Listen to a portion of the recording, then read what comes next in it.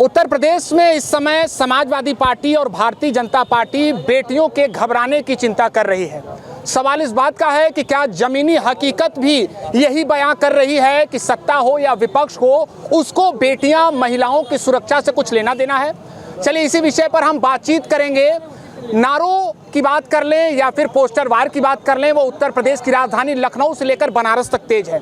उत्तर प्रदेश के मुख्यमंत्री योगी आदित्यनाथ ने भी कहा है कि जहां दिखे सपाई वहां बेटियां घबराई। इसके बाद बीएचयू सिंहद्वार के ठीक सामने समाजवादी पार्टी की तरफ से भी पोस्टर लगाए गए हैं। चलिए हम उन्हीं से पहले बात कर लेते हैं। संदीप मिश्रा जी हैं, आपने लिखा है यहाँ ना दिखे भाजपाई, यहाँ की छात्राएं हैं घबराई। अपने शासन में बेहतर सुरक्षा व्यवस्था, कानून व्यवस्था दिया था, ये भी आपको दावा करना पड़ेगा। 10-90 समाजवादी पार्टी के राष्ट्रीय आदरणीय माननीय अखिलेश यादव जी जब मुख्यमंत्री थे, 10-90 महिलाओं की सुरक्षा के लिए उन्होंने दिया। ग्रामीण महिलाएं जो गर्भवती हुआ करती थी, इलाज के अभाव में गांव में ही दम तोड़ देती थी, उनके लिए 108 एम्बुलेंस पूर्व मुख्यमंत्री आदरणीय अखिलेश यादव जी ने दिया। बच्चियों को पास होने में मेधावी छात्राओं को लैपटॉप योजना, छात्रवृत्ति योजना, साइकिल, सब आदरणीय माननीय अखिलेश यादव जी दिया करते थे। 17 और 22 में क्यों सत्ता से बाहर, अगर ये कार्यगार अगर ये काम में हुए हैं तो आखिर में क्या वजह रही कि जनादेश नहीं मिला?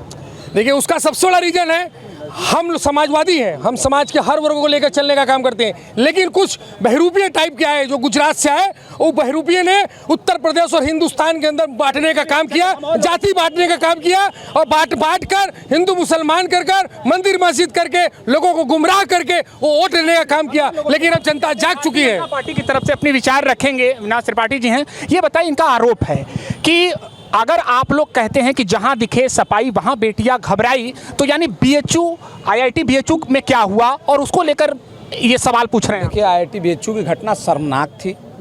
त्वरित कार्रवाई करते हुए उसमें एफआईआर दर्ज की गई, उसमें गिरफ्तारियां हुई, उसमें जमानत पे वो अपराधी जो है छूटे हैं। ठीक, ये कोर्ट का प्रोसीजर था, कोर्ट का प्रोसीजर फॉलो करते हुए जमानत पे छूटे हैं, वो कार्रवाई चल रही है। अब आप एक चीज़ को देखिए, योगी आदित्यनाथ जी को इतना बड़ा बयान इस समय क्यों देना पड़ा? आप देखेंगे 2017 से 24 लग गया था, जिस कानून व्यवस्था को सुधारने में लग गया था।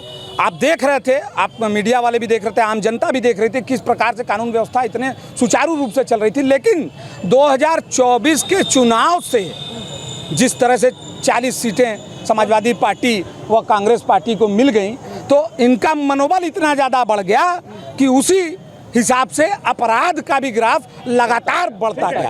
और कौन से जाति के लोग, कौन सी बिरादरी के लोग, उसमें ये नहीं देखा गया।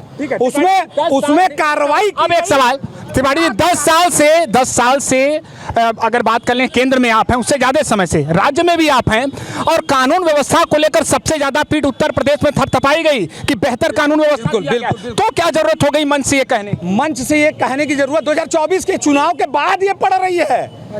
आप पकड़े जा रहे हैं, आपके ऊपर कार्रवाई की जा रही है, उसके बाद आप रो रहे हैं, हाय तौबा मचा रहे हैं कि सपाइयों को खाली टारगेट किया जा रहा। नहीं, अपराधियों को टारगेट किया जा रहा है। वो अपराधी समाजवादी पार्टी के सदस्य ज्यादातर निकल रहे हैं, तो इसमें किसी की कमेंट समाजवादी पार्टी की तरफ से आप अपनी बात को रखेंगे। यहाँ पर इनका कहना है कि देखिए, आप लोग जो भ्रम की स्थिति फैला रहे हैं, उसका जवाब है ये पोस्टर कि जहां दिखे सपाई वहां बेटियां घबराई।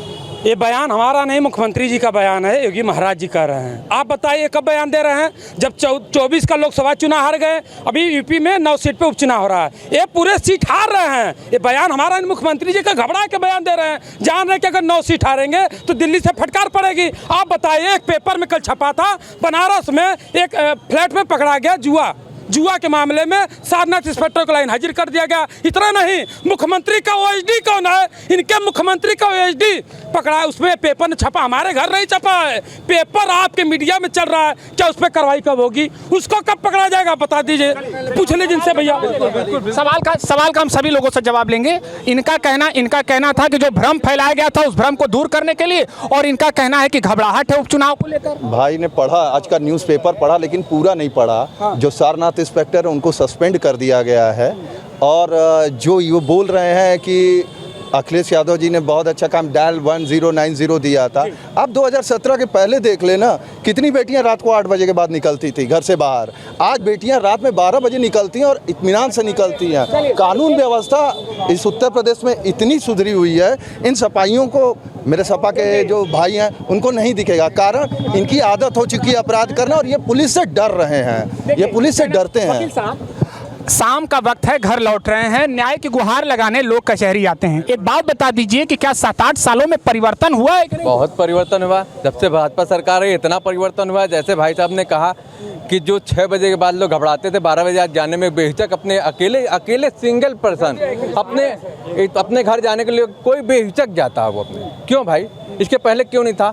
सपा के सरकार में, कांग्रेस के सरकार में, बसपा के सरकार में क्यों डर क्यों था? चलिए जल्दी जल्दी अंतिम कमेंट ले लेते हैं। इनका तो कहना है कि 2017 के पहले बेटियां नहीं निकल पाती थी रात में। ये शैक्षणिक संस्था काशी हिंदू विश्वविद्यालय के अंदर का फोटो है।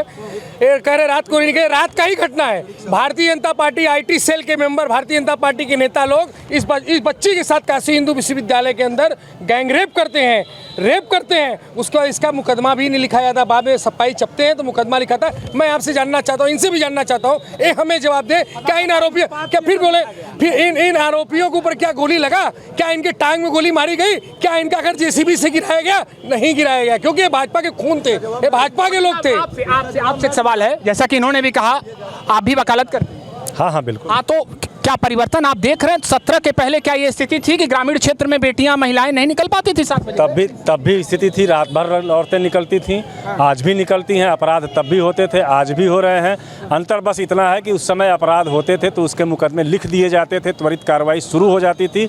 आज की स्थिति यह है कि अगर आप कमिश्नर के पास बैठे रहिए, कम से कम 50 ऐसे आपको फरियादी मिलेंगे जिनकी जांच ACP करेगा तो DCP करेगा तो थाना करेगा। 15-15 दिन, 20-20 दिन मुकदमे छोटे भी नहीं लिखे जा रहे। एक कमेंट आप दोनों लोग से लेंगे। अगर आने वाले समय में एक संभावना बनती है कि आपकी सरकार आती है तो क्या कर देंगे बेटियों की सुरक्षा के लिए? बेटियों के लिए सुरक्षा के लिए मैं बता रहा हूँ, कभी भी आएंगी सुरक्षित रहेंगी। जो भैया बोले हैं टॉप 10 के गुंडा, जो टॉप 10 के गुंडा है, अगर अवसर मिलेगा उत्तर प्रदेश में एक गुंडा रहेगा, उसी दिन अखिलेश यादव का कैमरे जाइन दिला देंगे। अंतिम कमेंट आपसे। अगर ये बात इनका कहना है कि आप लोग जो उपचुनाव से घबराहट है आप लोग, देखिए, घबराया कौन है, डरा कौन है? ये जो एक भ्रम 2024 के लोकसभा चुनाव में एक भ्रम का जो वातावरण इन्होंने बनाया था, संविधान बदल दिया जाएगा, हाँ, और वगैरह वगैरह टाइप का, तो उन सब भ्रमों के बादल अब छट चुके हैं। 8,000 बांट रहे थे कांग्रेस वाले, कौन कुछ बांट रहा था? समाजवादी PDA बनाए थे। अब PDA का जब फुल फॉर्म खुल के आ गया, एक अंतिम कमेंट आप क्या कह रहे थे? क्या इसका प्रभाव पड़ेगा आगामी चुनाव? कोई प्रभाव नहीं पड़ेगा। योगी जी ने जो कहा है कि जहाँ दिखे सफाई वहाँ बेटियां घबराएं, ये 100% सत्य है। और उत्तर प्रदेश में कानून व्यवस्था बहुत अच्छी है। उत्तर प्रदेश के उपचुनाव में देखना होगा कि महिलाओं की सुरक्षा का मुद्दा कितना प्रभावी रहता है। ABP लाइव के लिए वाराणसी से निशांत चतुर्वेदी।